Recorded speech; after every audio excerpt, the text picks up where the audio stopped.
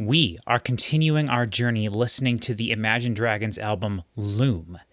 In this video, we're going to be listening to tracks 4, 5, and 6. If you want it, come and get it. Got a million people telling me they with it, and they got me at my limit. Take me to the beach. Hello, everybody, and welcome back. Hopefully you're here because you just watched part 1. If you just stumbled across this, know that one way on my channel, this is something new I'm trying. I'm going to try to break this album up into 3 parts so that I can hopefully get these videos uploaded with the music from the album in the videos. If it doesn't work, this will all be one big section, and I'll cut this part out anyway. It'll all be one big reaction to the whole album with no music in it, and in which case I'll cut this part out anyway. But if you're seeing this, my idea worked. Hopefully, and I'll have 3 videos on my channel where I listen to this whole album split up over 3 videos. So in the first part of this 3-part series here, 3-part whatever you want to call it, I talked about my history with Imagine Dragons and how I was feeling going into this album. So if you want to hear those things and you haven't yet, go back and check that out. If you stumbled across this and you want to laugh at Imagine Dragons because you're a fan of Metallica or other metal bands that we react to here on the channel, all I want to say is give it a shot. I've listened to the first 3 albums of this, first 3 songs of this album so far, and I've enjoyed them a lot. I don't think it's perfect. I don't think so far that it's rivaled the best stuff from their first 2 albums. However, I do like it much more than their most recent 2 albums, and I'm excited to listen to the next 3 songs. So, we don't need to mess around anymore in this part. We'll just go ahead and listen to those 3 songs. Since this is going to probably be a significantly shorter video, I'll listen to a song, pause it, pause the album, talk about it a little bit, and then we'll keep going. But I am going to talk over the music like I always do. So in this video, we're going to be listening to Take Me to the Beach, In Your Corner, and Gods Don't Pray. So let's load up track 4 and see what we think. This is Take Me to the Beach in 3, 2, 1. Acoustic guitar. We're continuing the sort of summer vibes that we've had so far. So the acoustic guitar is recorded mono and then pan stereo, two takes pan. 4 to the floor beat in the middle. Some shaker hi-hat stuff. The vocals sound a little bit more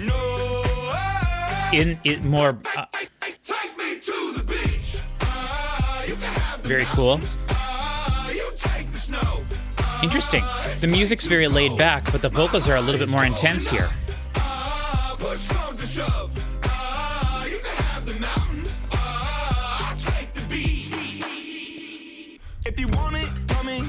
Oh, I would hate going to the beach. Living in Nebraska my whole life, the idea of being on the beach just does not sound appealing at all. So, I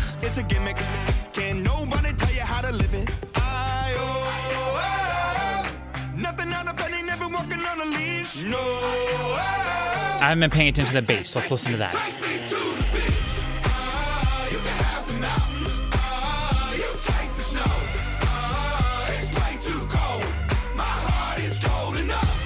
Actually don't hear a bass at all. I hear some lows in the acoustic guitar part. So it might be some sort of a synth bass in there supplementing that, but I don't hear a separate bass part.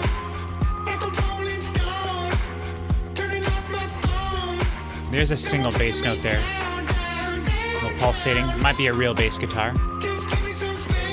Whistle.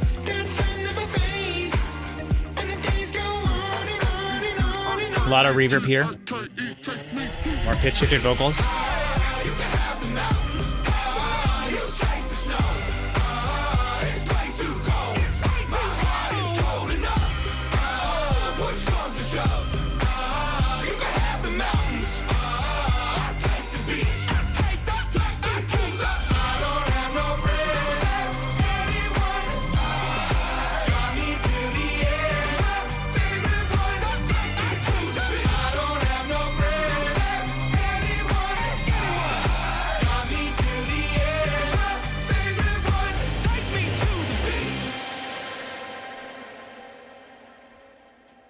Interesting. So one thing that I would say that's interesting about that right off the bat is that to me sounded like a song that they weren't necessarily trying to get a number one hit song with, right? That sounded to me almost a little bit more personal, like we're going to write this song and release it because we want to release it and because this song has some meaning to us, not because it's going to be a number one hit song or anything like that. And I respect that. I think that's nice. That's something that it feels like they haven't really been doing that much. And so the fact that why do I think that? Well, the chorus didn't rhyme at all. It was very simplistic. It was basically the whole song was just him saying, I don't like the mountains. I don't like being cold. I'm already cold. I don't need snow to make me colder. I'll take the beach, which I feel the exact opposite of that.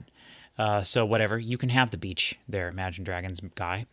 But that felt personal. And then at the end of the song, they did a little bit of a twist where all of a sudden he's like, I don't got no friends, ask anybody. It's like, okay, well, I don't know what that really has to do with going to the beach, unless he's going to the beach to look for friends or whatever, I don't know. But yeah, I mentioned right away there at the beginning, I like the fact that we heard a smidge of acoustic guitar in the track before this, track 3 on the album. And it was just for a second in the bridge, just a microsecond. But I heard it. It was in there. And then to have this song be acoustic guitar, recorded twice, panned wide, the entire song, very nice, very different. And so I appreciate that, and I like that. And the music was pretty chill. And then when we got to the first chorus, all of a sudden he's like shouting at me, gang vocals, and he's just like, you keep the mountains, I don't like the mountains, I'll take the beach. I'm like, okay, geez, this is a little intense for what the music was doing, and that's cool. That's juxtaposing different, the feeling of the music with what the lyrics are doing. That's interesting. That right there is already so much more interesting than anything they did off of Mercury. And so I appreciate that. That is definitely not my favorite song of the 3 that I've heard so far. Of the 4 songs I've heard now, that's probably my least favorite. But that's fine. That's probably the song that I appreciate the most because it's the most surprising. So that's interesting. That's a little glimpse into how I look at this. So there you go. So now let's listen to In Your Corner. This will probably be a very positive song now, coming from a rather negative song saying, I don't like the mountains and the snow. I'll take the beach. I don't have any friends. Ask anybody. Everybody knows I don't have any friends. Kind of a downer of a song. In Your Corner, though, probably what I'm guessing is it'll be all about how the main character of the song is with this other person till the end. Going to be with them to the end. He'll be in their corner forever. Let's see what they're going to give us. This is the longest song on the album, track 5. In Your Corner, this is 3:59. This is close to 4 minutes. The only song that comes close to that is the penultimate song on this album, Fire in These Hills, is 3:39. So this is a full 20 seconds more than that, and all the other songs are like less than 3 minutes. So let's hear In Your Corner in 3, 2, 1. Right away, love the synths we're starting with.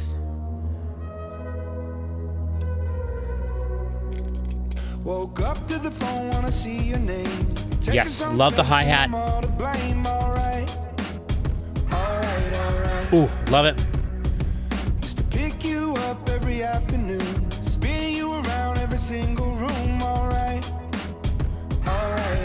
How can it feel so good and be so bad? Misunderstood, and I can't take it back now. Just like I knew you would, you turn your back. Oh, it's not a positive song.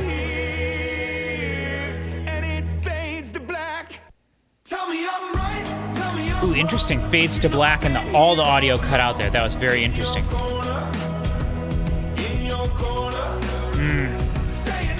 He's doing the corner, thunder, right?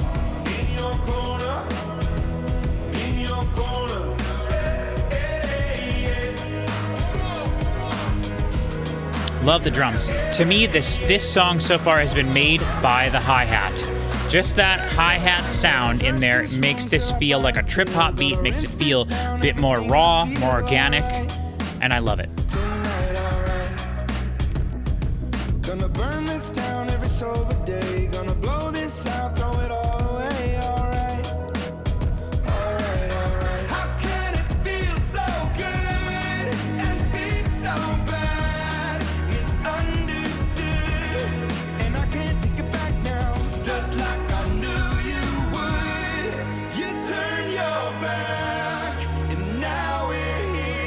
nice strings. Very nice. fades to black.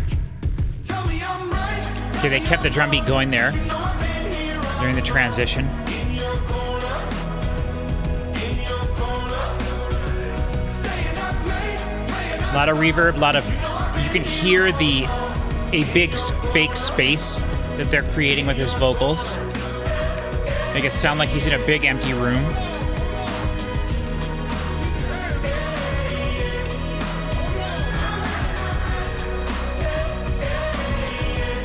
This might be the first song we've heard so far that doesn't have any pitch-shifted vocals that I've noticed.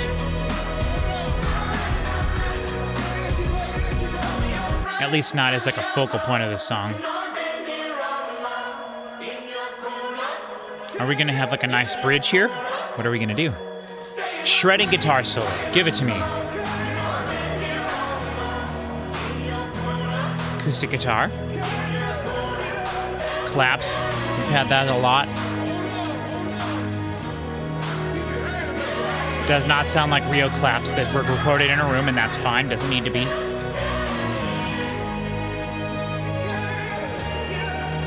Strings. Piano. Ooh, are we gonna go back to the chorus? Or are we just gonna do this for a while? This could be some real strings in there. It's hard to tell. They can do really, really good synthetic strings now. Probably real strings, though. They're not going to go back to the chorus again, are they? They're not. Very interesting. Very interesting. Very interesting. And I keep saying that, but guess what? It's very interesting. Okay, so that was just verse 1, chorus, verse 2, chorus. And then they kind of repeated the chorus again, but kind of going into what I thought was a bridge. And I guess it was a bridge, but it really wasn't a bridge. It was the outro. And then the last minute of the song, or the last 40 seconds of the song, is that strings, then sort of all the other elements of the song going away and leading just to the strings. And interesting, different. I would have preferred that they go back to the chorus one more time, but that's just my personal thing. I always prefer for a band or a song to go back to the chorus and to finish the song off with the chorus, so you feel like you're coming home just within the journey of that individual song. However, in this case, the fact that they chose to do that tells us that they were willing to try something different and not exactly to the norm. Again, another thing that probably wouldn't get played on the radio a ton. I would be shocked if this song is the one that gets played on the radio. If it does, I would bet that most radio stations would just fade it out once the string part starts and not let the strings continue for the last 30 seconds of the song or so. So that's very interesting. I like that. I don't necessarily care for that song as much, even though I raved about that hi-hat the whole time. That was my favorite part of the song. Loved the way that it made that drum beat feel overall. But I just don't care for the way the song ended that much. However, like I said, again, I appreciate that an incredible amount. So, awesome job, Imagine Dragons, for doing that and for subverting my expectations for what I would have thought you would have done in that situation. Amazing. Okay, now we have another very short song, but I mean, they're mostly all short. 2:49. This is Gods Don't Pray. See what this is about. In 3, 2, 1. Ooh, cool. Ooh, more of that like growly bass, synth bass stuff. That sounds like it could be a real bass. Yep. As soon as I heard that bass sound, I was like, this sounds like a reggae song.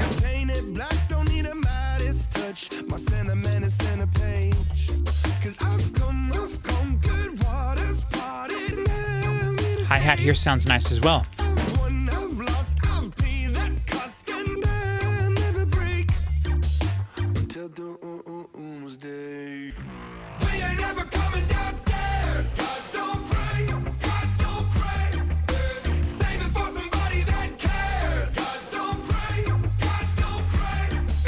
That's a combination bass and a guitar, I believe. Probably some synths in there as well.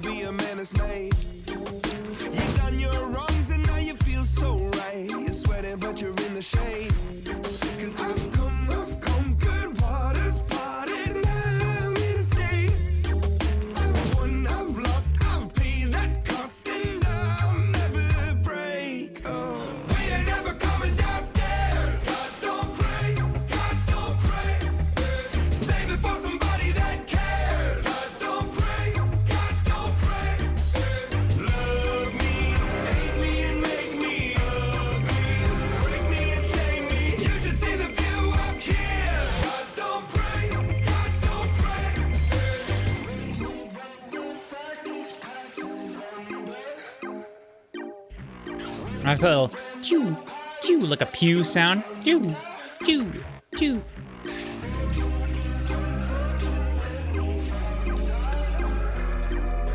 Trust me that the future's looking futile. We ain't ever coming downstairs. Gods don't pray. Gods don't pray. We never come downstairs. You know what that reminds me of? That commercial where that guy's like, I'm not coming out of my room until Casey's has thin crust pizza.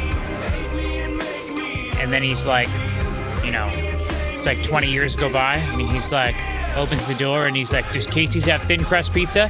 And they give him a thin crust Casey's pizza and he's like, let's go. And if you're not from the Midwest or an area of the United States that has Casey's gas stations, you are missing out on what may be the best pizza in the U.S. All right, hold on. Stop. Don't play the next song. Okay, so enjoyed that song. That was a little bit more kind of along the lines of what I was expecting to get here, but I liked it. I like the big dum dum dum dum dum dum dum dum dum feel, the offbeat, the on the 2 and the 4, that sort of reggae feel, very nice. Again, different. Every song so far on this album has felt different in one way or another, and that is exactly what I want from this band. Creativity, ingenuity, and we're not necessarily getting a bunch of that. And maybe, when you think about it, a band like Imagine Dragons that has been so influential. I mean, there have been so many songs that have come out over the last few years, the last decade really, or more actually. I guess the last decade, where people are like, there's a little Imagine Dragons in this, right? And it's kind of tough. That's a tough thing to say because it's like, what do you mean really? And I think one of the things that people mean when they say that is an emphasis on the drum beat. Now, pop music has been basically just drum beats and a bass line, or no bass whatsoever, and just drums and slow vocals or sort of rapping vocals over the top of it for quite a while. Lord, I think, was a very influential artist in that regard as well. And so, but Imagine Dragons, the thing that they did was they used like drum beats that sounded like older drum samples. Maybe that's what they were. And every song that they did had different sounding drums that all felt familiar in terms of the way they sounded. They were all massive, and then you waited for the song for it to drop, right? And that approach is something that I feel like universally everybody kind of like you anticipate, and then the song that comes to my mind right now is because everything turns to gold, right? Or right, Radioactive, or Demons, whatever. Like those songs where you just wait for the drums to come in. And that's something that I feel like they pigeonholed themselves into a little bit, which again is why I think that Smoke and Mirrors is such an incredible album, because that album also has a lot of really great sounding drums, but that's probably their most like band sounding album, other than those 2 EPs that I have where they literally just sound like a band, sort of like an indie rock band type thing. And then they kind of just became more and more electronic as their albums went on, and that's fine. Again, I don't have any problem with that, but I think the real special sauce that they created with Night Visions then leaked into what they did to change things up so much for Smoke and Mirrors, and then from there on it was like, we're too massive. We can't take those risks. We have too many people telling us what to do. And, for them, I just feel sorry for bands that are universally hated for basically no reason, as far as I can tell. And